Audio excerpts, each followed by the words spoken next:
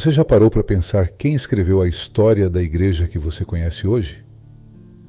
A maioria de nós acredita que a fé cristã foi transmitida com fidelidade ao longo dos séculos, mas raramente questionamos quem moldou as primeiras narrativas.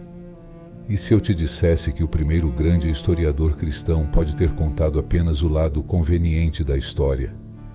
E se ele, consciente ou não, ajudou a transformar a fé num braço do império? Neste vídeo, você vai conhecer Eusébio de Cesareia, bispo, teólogo e o primeiro historiador oficial da igreja. Mas mais do que isso, você vai entender por que tantos estudiosos o enxergam como uma ponte entre a fé dos mártires e a política dos imperadores. Sua obra é monumental, sem dúvida. Mas o ponto aqui é outro. Será que Eusébio relatou a verdade da fé ou escreveu uma narrativa ajustada aos interesses de Constantino? Eusébio viveu no século IV, uma era de transição drástica para o cristianismo. Depois de séculos de perseguição, a fé cristã começou a ganhar prestígio político. O imperador Constantino, com o Edito de Milão em 313, legalizou o cristianismo e, pouco a pouco, aproximou-se da igreja. Foi nesse contexto que Eusébio começou a registrar os eventos da fé cristã desde os tempos apostólicos até o seu presente. Mas o detalhe importante é que ele não era apenas um historiador neutro. Ele era bispo de Cesareia, alinhado ao poder e íntimo da corte imperial, ou seja, escrevia de dentro do sistema. Sua principal obra, História Eclesiástica, é referência até hoje para quem estuda a igreja primitiva.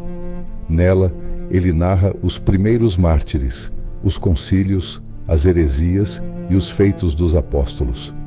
Mas também é visível sua inclinação em suavizar os conflitos internos, silenciar os opositores de Constantino e, sobretudo, retratar o imperador como um escolhido por Deus. Eusébio se referia a ele com títulos quase messiânicos, como se fosse um novo Moisés ou um instrumento sagrado para estabelecer o reino de Deus na terra, algo que levanta sérias dúvidas sobre a imparcialidade da narrativa. E aqui está a virada. E se a história da igreja que conhecemos hoje, com seus dogmas, concílios e estruturas, foi baseada não apenas na fé em Cristo, mas também em decisões políticas articuladas entre bispos e imperadores?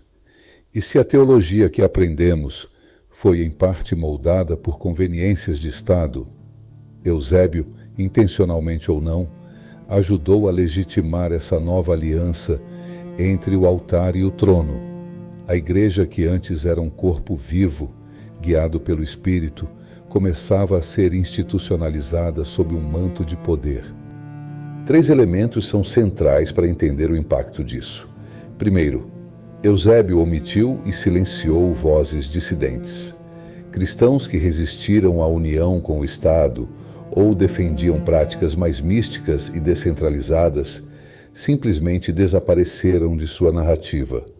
Segundo, ele exaltou Constantino ao extremo, criando uma espécie de teologia imperial que duraria séculos.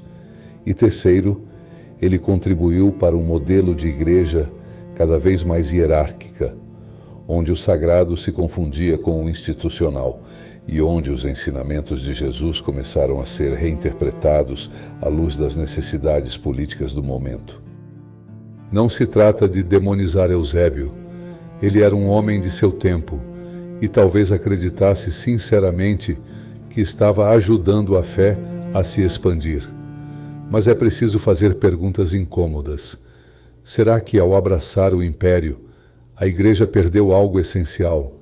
Será que trocamos o poder transformador do espírito por estabilidade política e reconhecimento social?